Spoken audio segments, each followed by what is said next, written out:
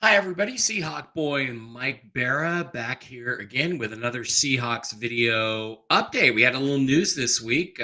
First of all, I want to thank everybody at Spruce Pine, the Spruce Pine Alien Festival, and Pine Bush, New York, at the UFO Festival in Pine Bush. The last 2 weekends, I've been traveling, haven't been around, haven't been able to make any videos because I've just been busy doing my alien stuff.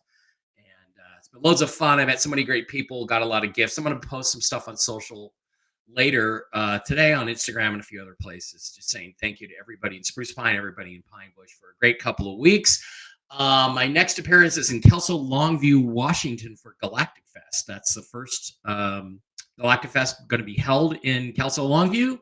It's going to be a UFO Expo event. That is the company I'm partnered with Tom Reed on, and we are going to put on a show for you guys. We're going to tell you all about what's going on in the world of aliens. Well, now, what's going on in the world of Seahawks? Well, there's a lot of stuff going on actually behind the scenes, most of it very subtle, but it has a huge impact on the future of the Seattle Seahawks. It has a huge impact on what they're going to be able to do next year to get better. Because I'm going to repeat this. I've gone back and forth with Rob stating on it a little bit on his blog site. And thank you, Rob, for being kind enough to let me say my piece without blocking me or kicking me off or anything, because I have a great deal of respect for you. But I think this is an 8-9, 9-8, 10-7, 7-10 football team. I think it's right in that same range as last year. I think we will improve on defense. I think we will be just the same, if not a little worse on offense, because I do expect our quarterback to continue his decline. He's 34 years old.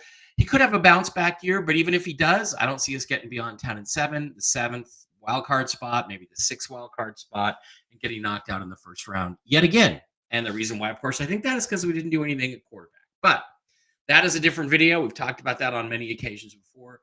This video is to talk about the restructured deal for Seahawks defensive end Dre'Mont Jones. Defensive end, edge/edge, Leo, defensive end, whatever he's going to be in Mike McDonald's new scheme. Dre'Mont Jones got his contract restructured, and we're going to talk about the impact of it on 2024 and the impact on it on the Seahawks in 2025. And the reality is, this is a bad deal. This is a bad sign, and this basically just reinforces my position, which I'm going to continue to hold. The problem in Seahawksville, we all thought it was Pete Carroll. We were right on many points about it, but I think the real problem is the fact that John Schneider is a clown.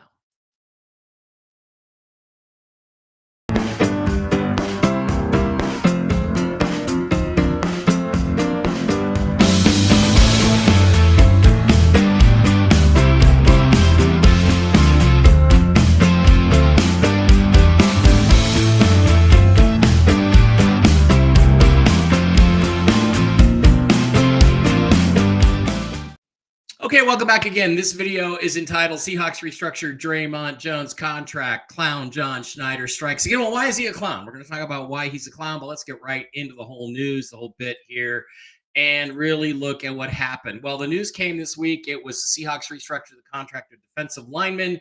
Dre'Mont, I guess you can call him a defensive lineman because we really don't know what position he plays, but or what he plays well, because he didn't play well last year. They restructured the contract with defensive lineman Dre'Mont Jones, converting $9.875 million of Jones' 2024 salary into a signing bonus to create $7.4 million in cap room for this season, 2024, lowering the salary cap charge to $10.77 million. Jones' 2025 salary cap number increased by $2.468 million to $25.645 million, which is ludicrous for Dre'Mont Jones.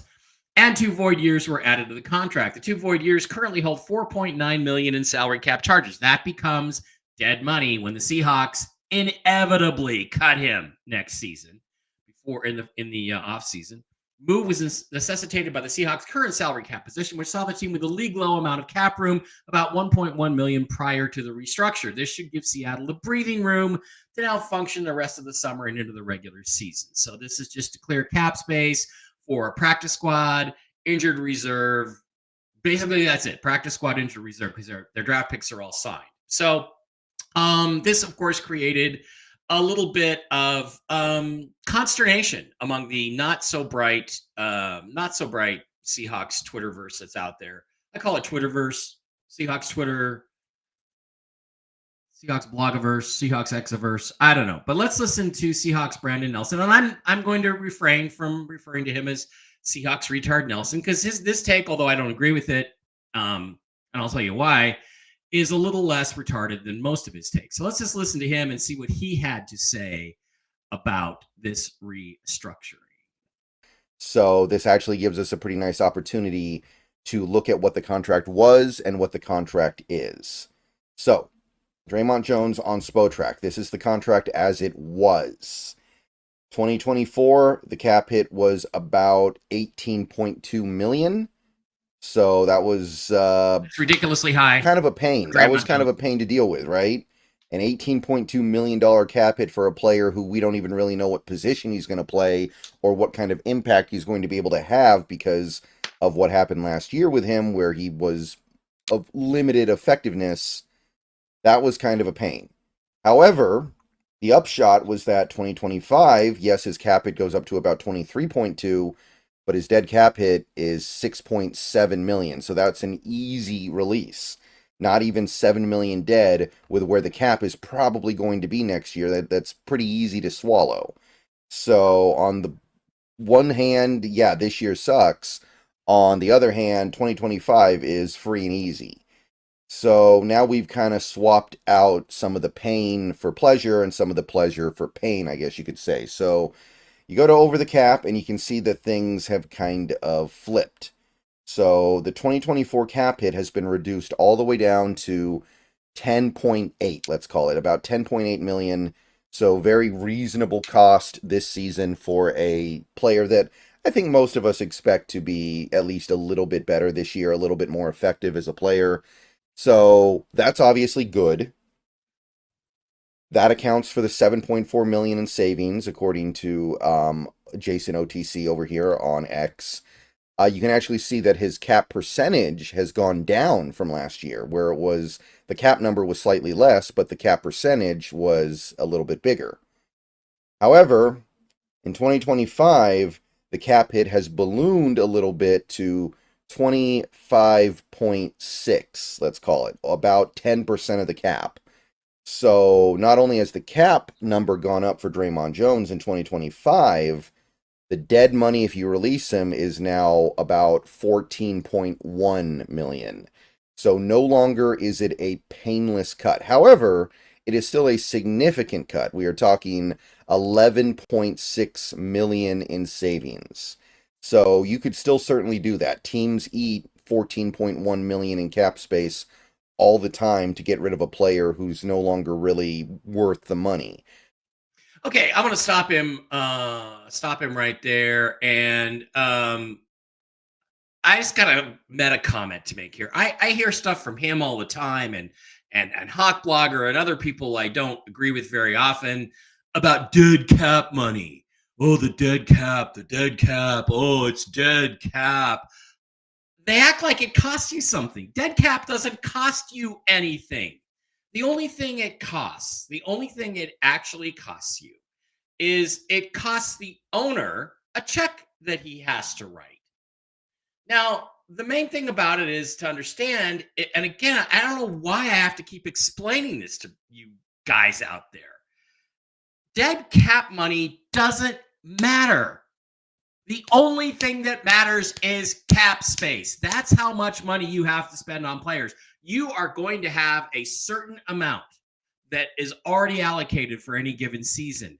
And the magicianship that comes into it, the sleight of hand, is where you figure out a way to always have enough cap space to bring in 2 or 3 or 4 starters, like the Seahawks actually did this year. They brought in, 4 starters, 2 safeties, 2 linebackers. One of them's injured now. He might not make it to the start of the season. But, they brought in guys that could start.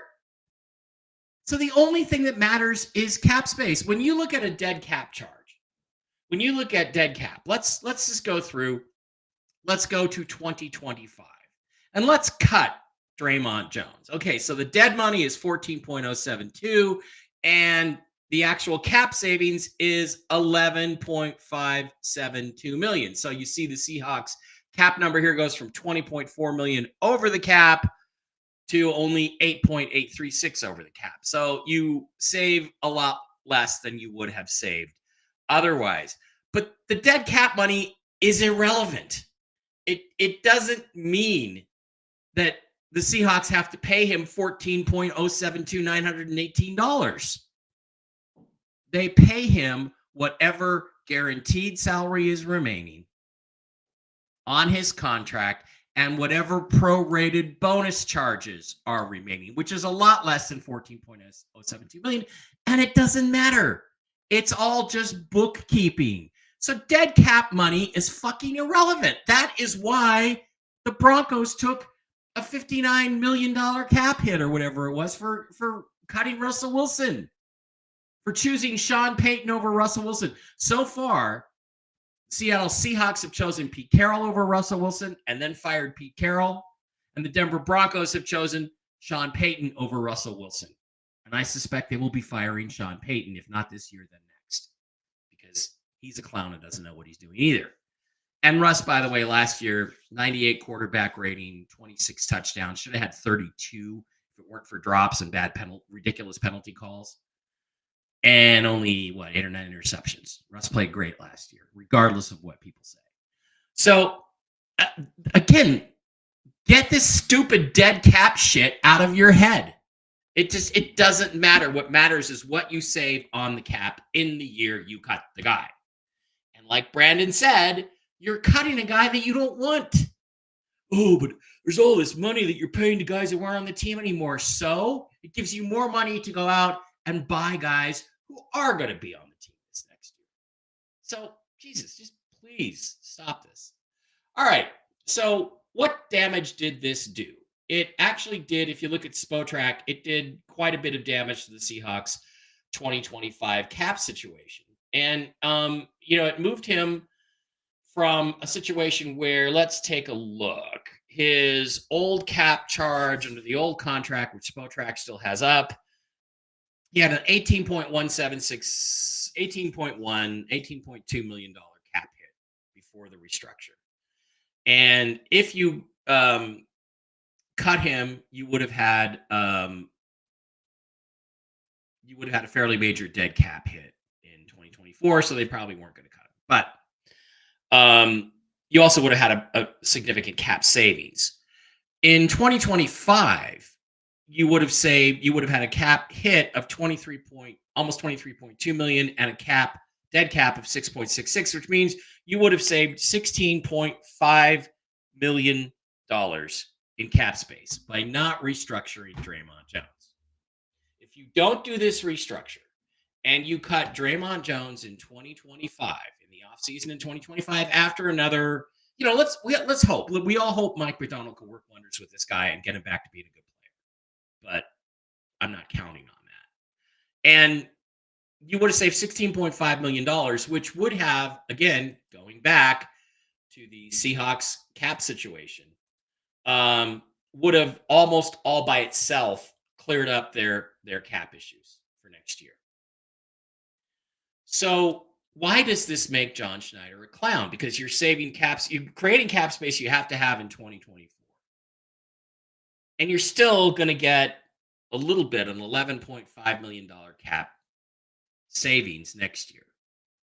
Why does that make him a clown? Because they should never have been in this situation in the first place.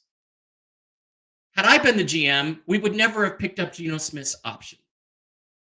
Back in those days, we would have saved $27 million under the cap by cutting Geno Smith, not picking up his option in February, and saying, look, we're going to cut the cord at quarterback and go out and get another one. Now, if Geno wants to come here and play on a new deal for $5 or $10 million a year, we'd love to have you back because you're a good bridge quarterback.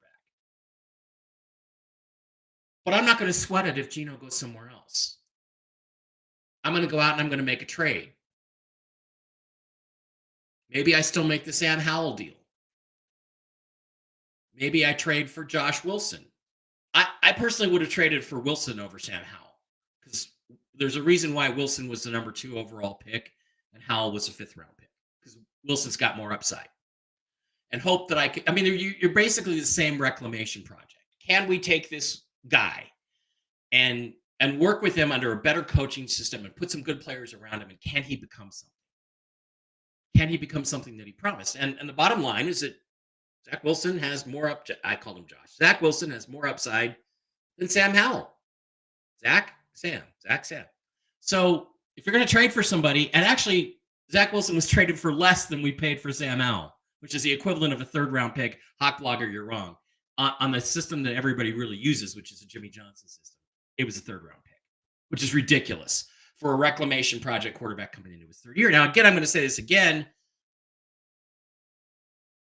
If Sam Howell can't beat out Geno Smith in training camp to win the Seahawks starter's job by his third year in the NFL, he's never going to be good enough to win you a Super Bowl. So the Seahawks have an ongoing quarterback problem. So what would I have done?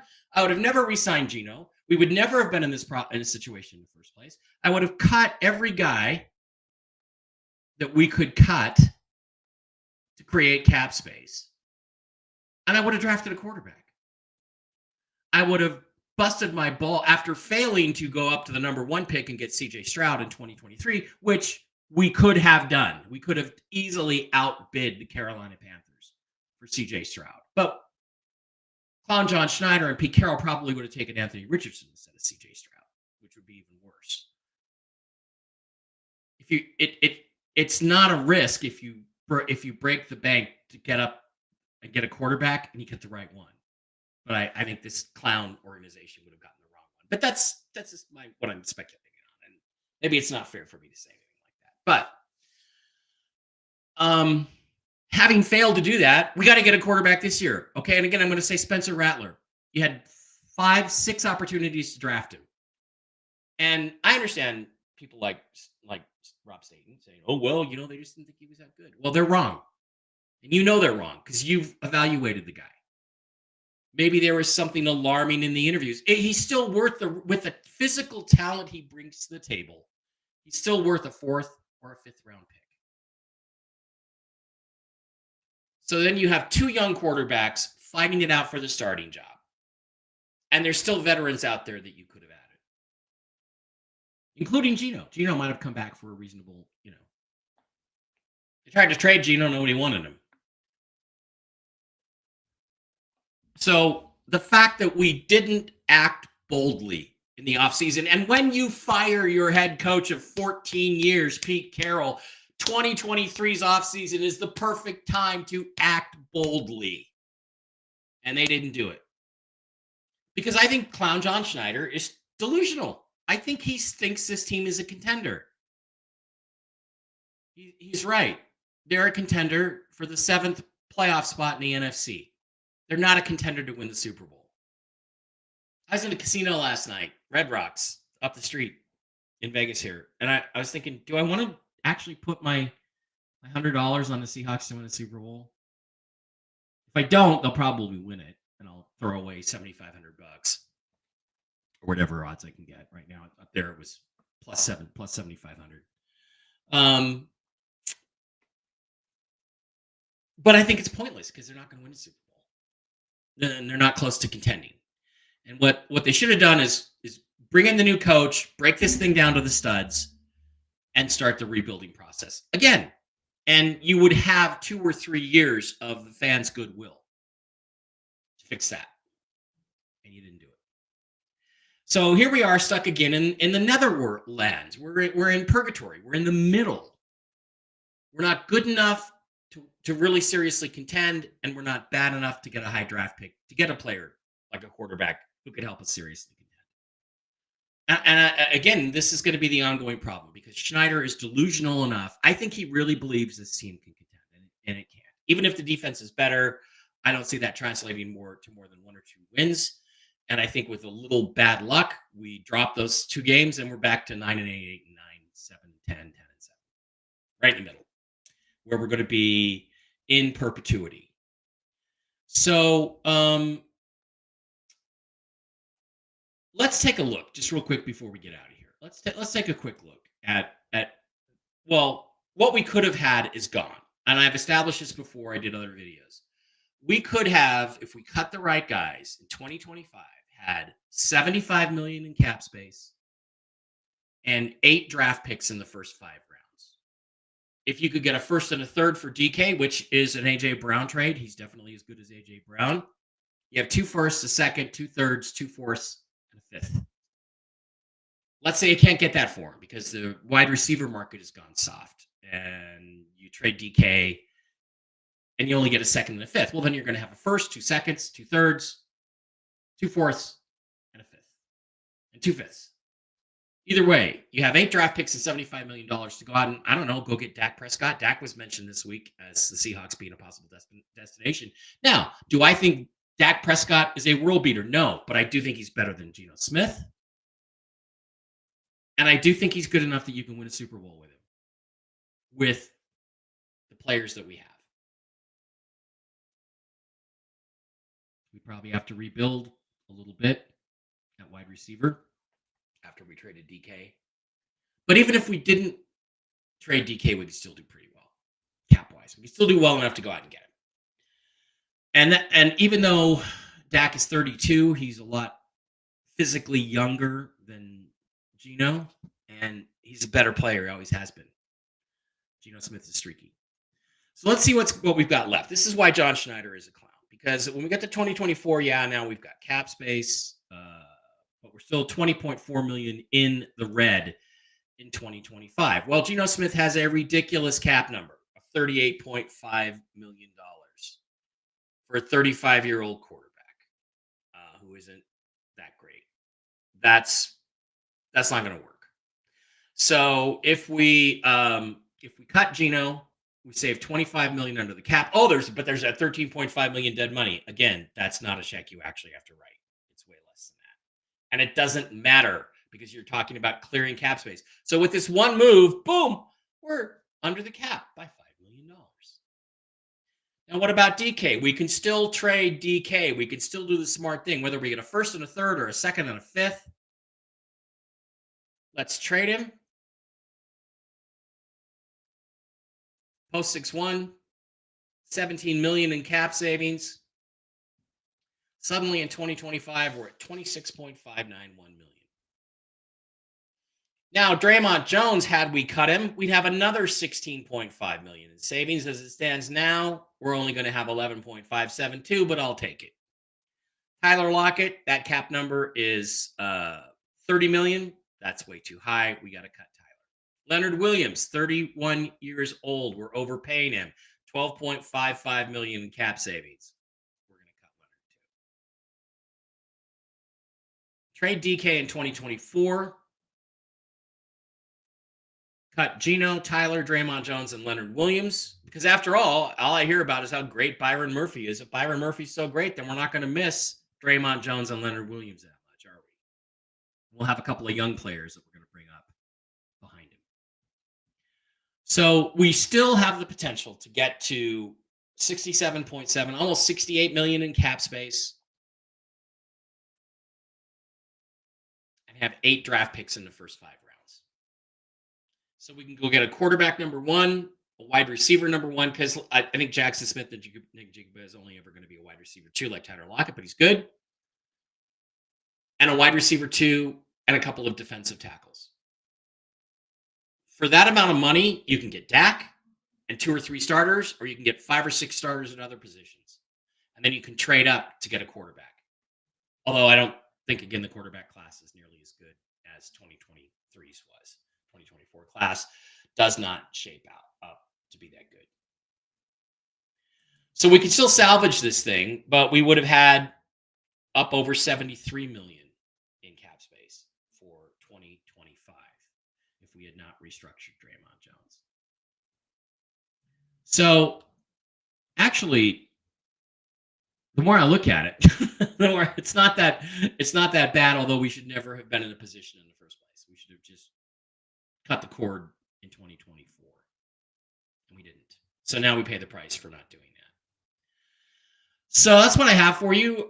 There's still a potential, but this team, the Seahawks have to understand that they are not a serious contender. And for the amount of money you're going to have to pay DK, and he can say, I don't care that much about money. That's great, DK. Your agent does. You're going to have to pay DK what you're paying the top 10 players in this league. Top 10 wide receivers in this league, you're going to have to pay them top 10 money. That's ridiculous when you don't really have a super effective quarterback that can get on the ball. So this damages the Seahawks' ability to cut the cord, take it down to the studs. And really, it's only five guys who aren't that great. I mean, are you going to miss 35-year-old Geno Smith, 33-year-old Tyler Lockett, 29-year-old Draymond Jones, 28-year-old Draymond Jones, and 31-year-old Leonard Williams that much? Are you going to miss them? I don't think so. Leonard Williams and Draymond Jones didn't do jack shit last year for the Seahawks. Geno Smith declined by about 15%. That's another video we talked about. Tyler Lockett, still a terrific player, but he had a few drops. DK Metcalf's probably our best player, our best star player. But he's barely considered a top 20 receiver by most people because they focus on fantasy stats. Fantasy stats like yardage. Fantasy stats are the death of football common sense. Just like dating apps are the death of romance, love, and marriage. Because they get so much attention on dating apps and can find high-value men to sleep with them, think that means that's who they can marry. And so they hold out and hold out and hold out, and that day never comes. The same delusional process is created with fantasy stats. That's the delusion that makes you think that Justin Jefferson is worth being paid as the highest non-quarterback in the NFL, highest paid position player in the NFL, non-quarterback, which is ridiculous because the only thing he really brings to you, if you look at it, is yards. Lots of other guys score more touchdowns and get more first downs than he does. So we got to get away from this fantasy stat idea. DK is a great player. I don't want to trade him, but I will if I have to. And if I'm the Seahawks, I got to face the reality that I have to. I don't think they're going to face that reality. I think we're going to have another middle-of-the-road year this year and probably next year because as long as this organization is led by Clown John Schneider, we're not going to face the reality that we're not that good. And the only way to get better is to make some big, bold moves and take some big risks. And unfortunately, I think this is an organization that's very, very risk averse. Thanks for being here. Thanks for listening to me rant and vent. And I don't mean to be relentlessly negative, but I have to be grounded in reality with my favorite team. And what I see, moves like this, just don't work. They don't make this team, they don't bring this team closer to winning a Super Bowl. And that makes me sad because I want to win another Super Bowl just like you guys do. All right. See you next time when I have something more to say that you're all going to hate on me for. Be well, go Hawks. Have a great weekend. We'll see you soon.